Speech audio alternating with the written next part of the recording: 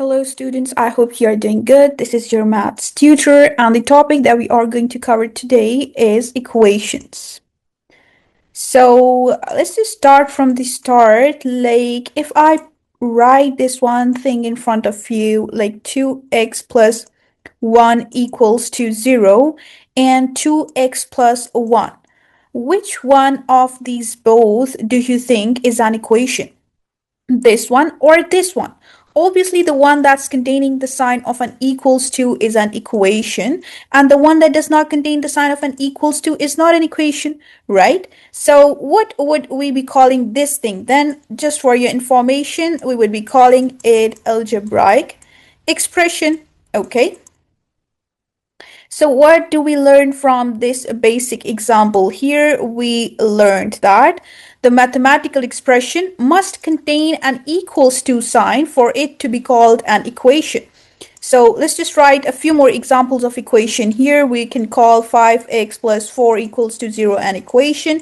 We can call 2x plus 1 equals to 0 an equation. We can call 3x plus 4 equals to 0 an equation, but we can never call 2x plus 4 an equation, because what is this thing missing here? It's missing an equals to sign. That is a must for any equation, okay? So we can also solve these equations that I have written in front of you. Let's just pick off any of these three equations. Let's just say we picked up this one. 2x plus 1 equals to 0. Okay. 2x plus 1 equals to 0, and we need to solve this equation. And what would we be solving this for? We would be solving this equation to find the value for x here. And when we solve this equation, we would be keeping one thing in mind, that we would be dealing with different kind of mathematical operations, like different kind of signs here. It could be plus, it could be minus, it could be division sign, it could be a multiplication sign. So there's this interesting thing about these signs here, that if we have plus on the one side of the equation and we have to take it to the other side of the equation, it would become minus. If we have minus on one side of the equation and we have to take it to the other side of the equation, it would become a plus sign. Similarly, if we have a multiplication sign on one side of the equation and we have to take it to the other side of the equation, it would become a division sign.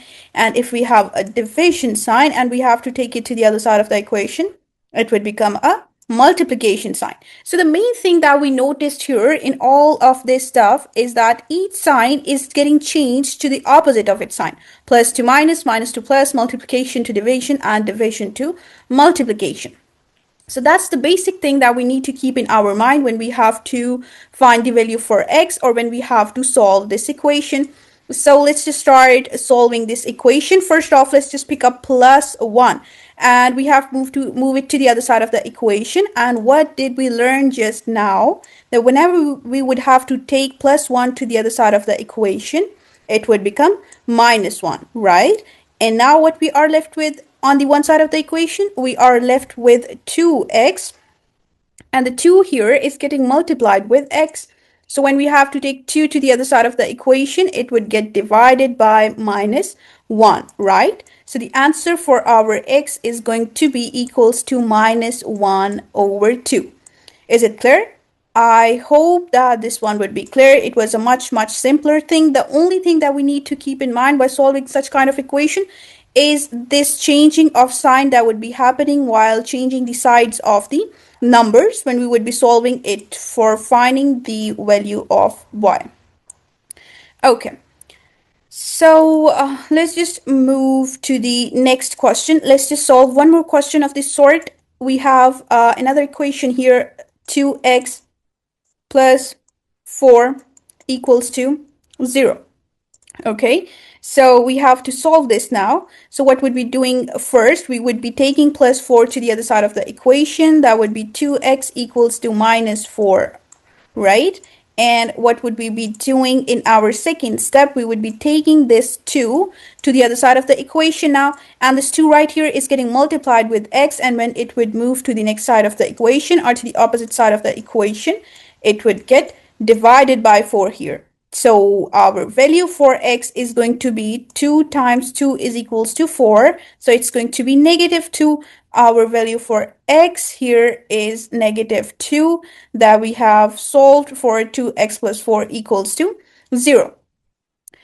So now we are moving to a bit different topic than this, or we can say a little bit advanced from this. You observe in all of the equations that we have taken here as the example as well, and in both of our question as well, we have one variable here, right? We are dealing with one variable here. This thing, this alphabet, we call this thing here variable, okay? And variable is something whose values keep changing, okay? That's the word that we are using for it. So we have like one variable in all of these equations, but we can also have two variables, like we can have x and y as well. So first off, let's just write an equation with two variables. We have suppose 2x plus y equals to 4. Okay, this is our equation with two variables, because right here we can see one variable as x and other variable as y, right? And if we have to solve these kind of equations, we need to know one value first. That could be for either of our variable. It could be the value for x, it could be the value for y. We might be given the value for one variable, as for example we are given the value for x here is equals to 1. So let's suppose we are given the value for x here. So what would we be doing to solve this? We would be putting the value for x, sorry, at the place of x here. So we have put value for x at the place of x, and then the rest of the equation would stay as it is. So it would be 2 into 1 plus y equals 4. Okay, so now we are just simply going to solve this. We would have 2 into 1 gives us 2 plus y equals 4. And when we have to find the value for y, we have to make this y alone here, and rest of the things would move to the other side of the equation. So we have to take this plus 2 to the other side of the equation, and when we would take plus 2 to the other side of the equation, it would become a minus 2. So we would have y equals to 2 here. So you see right here, we were given the value for one variable and we found the value for the other variable. Okay, so this is one of the ways of solving our equation with two variables. Okay, I hope the concepts that we have studied in today's class are clear to you. All of your questions would be welcomed. Take care. Bye.